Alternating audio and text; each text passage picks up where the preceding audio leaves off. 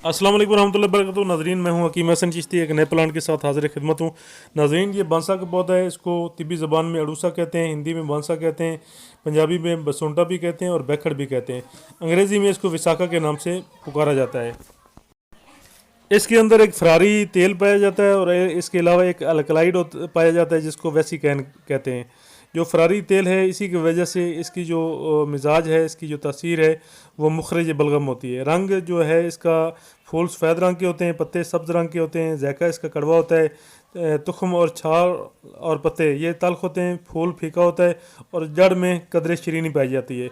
मकदार खुराक जो है इसकी पत्ते और जड़ सफूफ में 3 माशा तक हम इस्तेमाल कर सकते हैं। जुशांदे की सूरत में इसको 10 माशा से 9 माशा तक भी इस्तेमाल किया जा सकता है। मिजाज इसका गर्म खुश्क है पहले दर्जे में, लेकिन मेरे नज़दीक इसका मिजाज जो है वो गर्म तर है।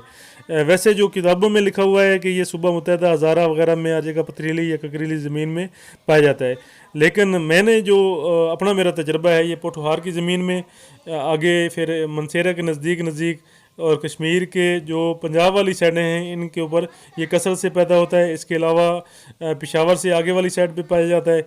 इसके अलावा इसके जो फ़ायदे हैं, इनमें ये कातिल जरासीम है, मुखरज बलगम है, दाफ़े तशन्नुज है, हाब से खून है, दाफ़े बुखार है, मुखरज बलगम होने की वजह से सिल दिक और दिक नफ्स और पुरानी खांसी में इसके पत्तों या जड़ की छाल का जुशांदा या इसके फूलों से शरबत या गुलकंद बनाकर इस्तेमाल करते हैं। गुलकंद बनाने की तरकीब यह है कि फूल बकदर ज़रूरत लेकर इनके बराबर खांड मिलाकर हाथों से मलें।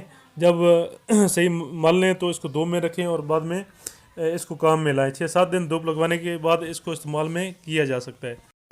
मलेरिया बुखार में ये मुफीद है। इसके अलावा बुखार के हमरा जो खांसी होती है, खांसी की सूरत में इसकी जड़ को काली मिर्च वगैरह के साथ रगड़ कर पिलाने से शिफा हासिल होती है। इसके अलावा हाबिस खून होने की वजह से इसके ताज़ा फलों का रस निकाल कर शहद में मिलाकर नक्सीर और नफस दम में पिलाते हैं। इसके अलावा आयुर्वेदिक में इसका इस्तेमाल जो है ना वो ज़माना कदीम से चला आ रहा है। इसमें काफ़ी किताबों में लिखा है कि हमेशा हरा बांसा ही इस्तेमाल में लाना चाहिए। बांसा जलाकर इसकी राख से नमक भी हासिल किया जा सकता है। इसके अलावा कुछ किताबों में इसका एक नुस्खा लिखा है, समख अरबी गूंद कतीरा रबल सूस और नमक बांसा हम वज़न लेकर कदरे शहद मिलाकर नखुद बना लें। एक गोली रोज़ाना खिलाएं। सेल उदेक यानी कि टीबी और दमा के लिए मुफीद है और बड़ी ज़बरदस्त चीज़ है।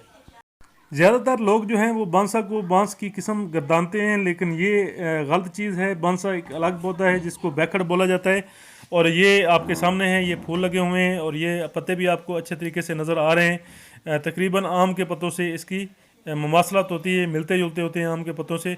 और पौधा जो है ना वो इसका छोटा पौधा होता है, आसानी के साथ आप इसको पहचान सकते हैं। इसके अलावा नाज़रीन, अगर आप मेरे चैनल के ऊपर नए हैं तो मेरे चैनल को सब्सक्राइब करें और मेरी वीडियो को जो है ना लाइक और शेयर ज़रूर किया करें ताकि लोग इससे मुस्तफ़ीद हो सकें।